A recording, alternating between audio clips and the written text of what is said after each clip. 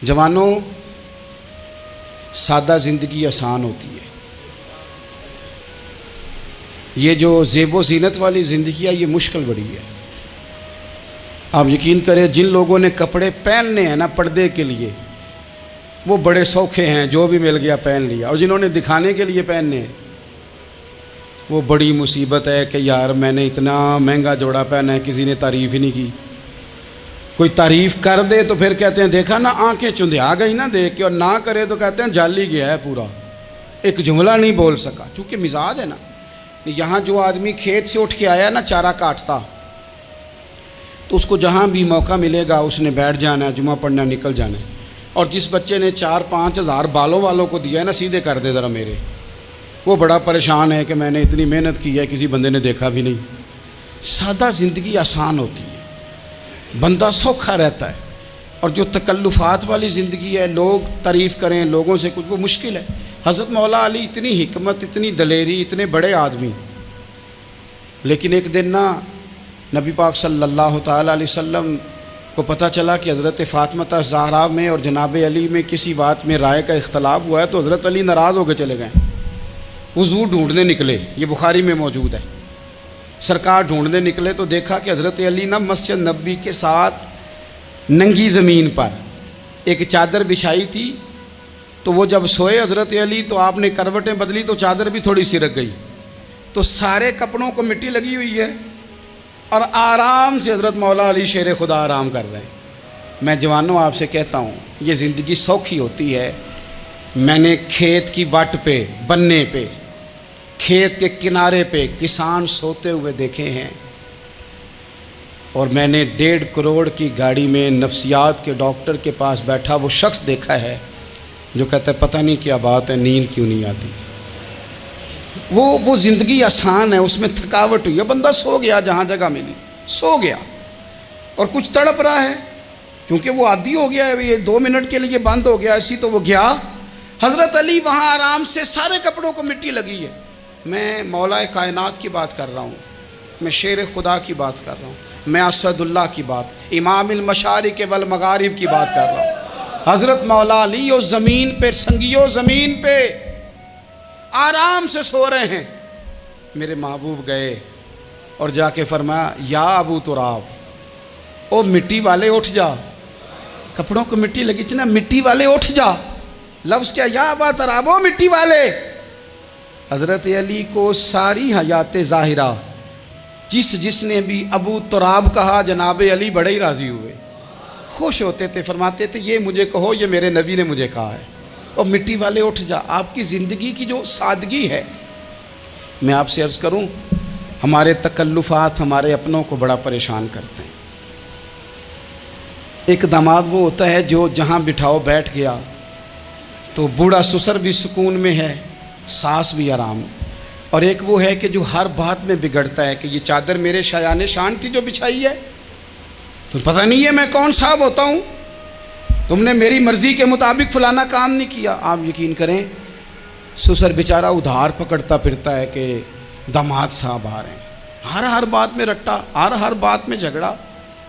میرے پاس سنگی دور دراز سے آتے ہیں تو میں دیکھتا ہوں کہ اپنا لہجہ ہے، تو کچھ لوگ اتنے میٹھے، اتنے پیار والے آتے ہیں کہ یوں محسوس ہوتا ہے کہ جیسے ان کے لیے آپ کو کوئی تکلف کرنے کی ضرورت نہیں، اور کچھ ایسے ہیں کہ آپ کو سرانے کھڑے ہونا پڑتا ہے کہ جناب کی چائے جلدی لے آئیں۔ مزاج نازنی پہ بعض چیزیں گراں گزرتی ہیں۔ تو بھائی جب آپ سادہ اور آسان ہو جاتے ہیں تو آپ دوسروں کے لیے بھی دشواری کم پیدا کرتے ہیں۔ حضرت علی شیر خدا کہتے ہیں بھوک لگ گئی تھی،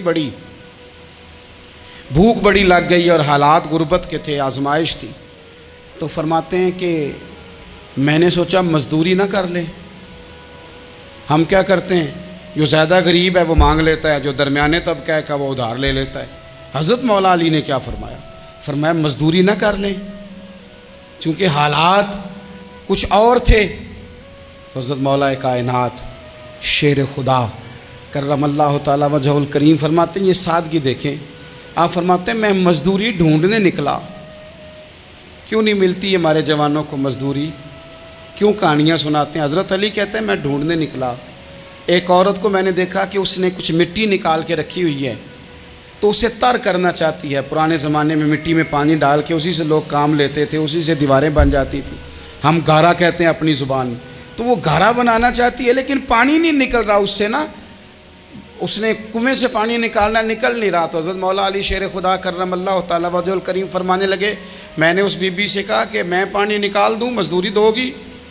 اس نے کہا میں بھی مزدوری تلاش کر رہی تھی، ایک پانی کا ڈول آپ نکالیں گے اور مٹی پہ ڈالیں گے تو ایک کھجور دوں گی۔ حضرت علی فرماتے ہیں گرمی بڑی سخت تھی، میں نے 16 ڈول پانی کے نکالے، 16 برتن بھر کے پانی نکالا اور اس مٹی پہ ڈالا، پھر میں ہاتھ دھو کے آیا اور اس خاتون کے پاس بیٹھا تو اس نے مجھے، او مزدورو کمزور کمزور پڑتے ہو، پیچھے پیچھے ہو کے بیٹھتے ہو، خیال بناتے ہو کہ ہم کوئی کمزور لوگ ہیں، یہ دیکھو میں کن کی بات کر رہا ہوں، جن کا پیار ایمان ہے، جن کی محبت ایمان ہے۔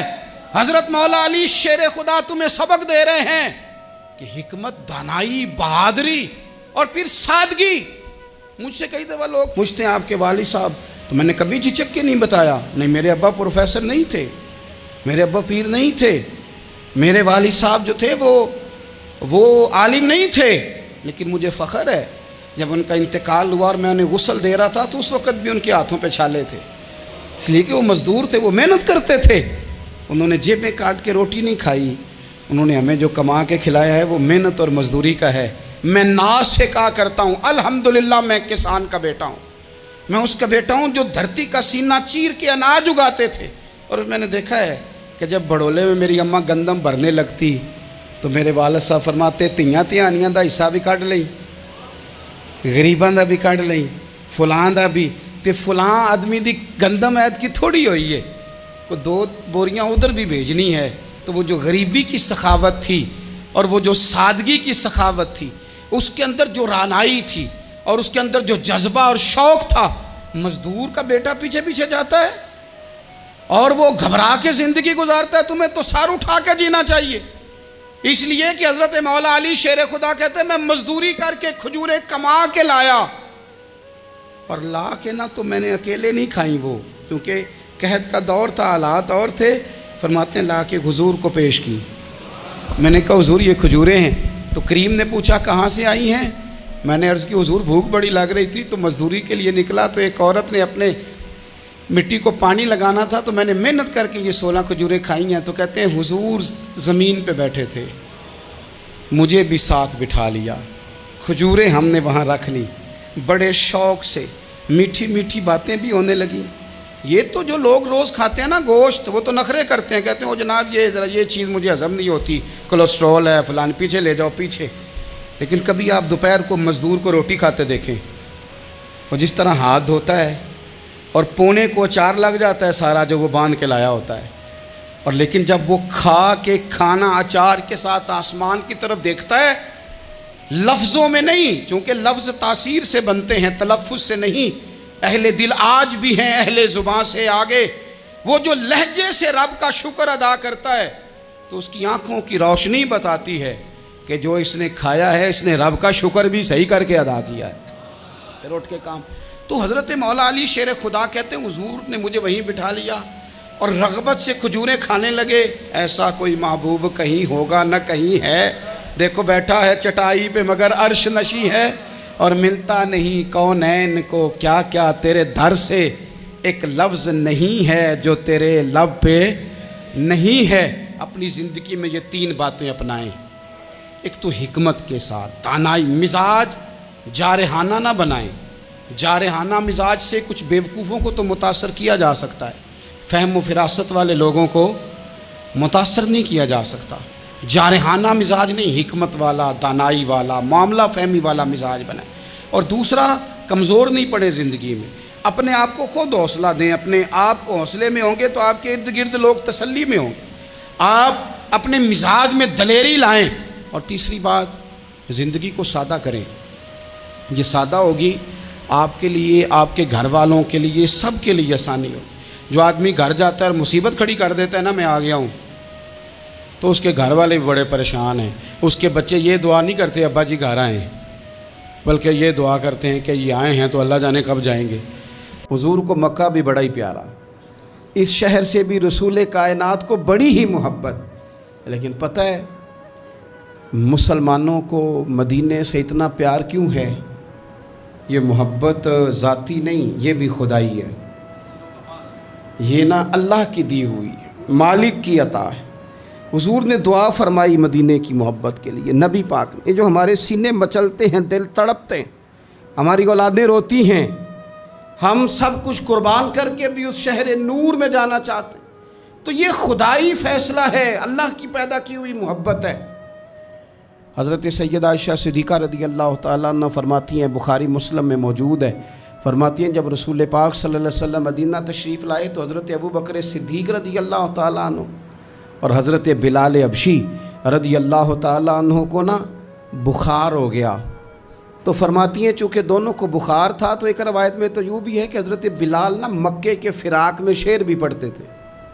انسان اپنے علاقے سے پیار کرتا ہے نا، تو مکہ مکرمہ کے فراق میں، جدائی میں اشعار بھی کہتے تھے.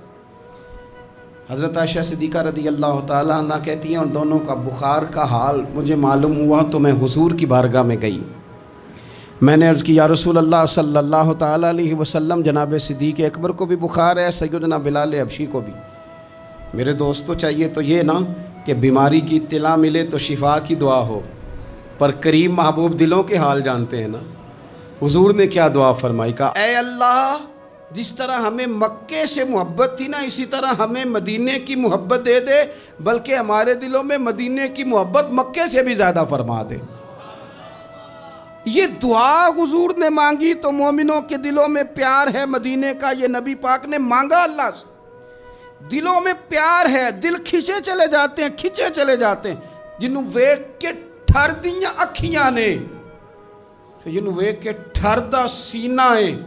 ربا تیری ساری خدائی ہے پر ایک کی تے شہر مدینہ ہے. ربا تیری ساری خدائی چ ایک کی تے شہر مدینہ ہے. تیری ساری خدائی چ ایک کی تے شہر، جنہوں ویک کے ٹھر دیاں اکھیاں نے، جنہوں ویک کے ٹھر دا سینہ ہے. ربا تیری ساری خدائی ایک کی تے شہر مدینہ ہے. رسول پاک صلی اللہ علیہ وسلم نے دعا فرمائی اللہ ہمارے دلوں میں مدینے کی محبت پیدا فرما دے، اور پھر فرمائے اے اللہ مدینے کو صحت مند شہر بنا دے، اور فرمائے اس بخار کو نا یہاں سے منتقل کر دے، جوفا کی طرف بھیج دے، اس بخار کو نکال دے، اس کو صحت مند. یہ کچھ دن پہلے نا عالمی ادارہ صحت نے رپورٹ جاری کی. یہ عالمی ادارہ صحت نے دنیا کے سارے شہروں میں صحت کے لحاظ سے سب سے زیادہ بہترین شہر رسول ہے، مدینہ منورہ ہے. مدینہ منورہ ہے. ہم عالمی ادارہ صحت والوں سے کہتے ہیں تم رپورٹ نہ بھی نہ جاری کرتے، تم نے تو آج رپورٹ جاری کی ہے نا، تو یہ رپورٹ تو فرشتوں نے پہلے بنا دی تھی، اس لیے کہ حضور نے دعا کی تھی اللہ مدینے کو صحت والا شہر بنا دے.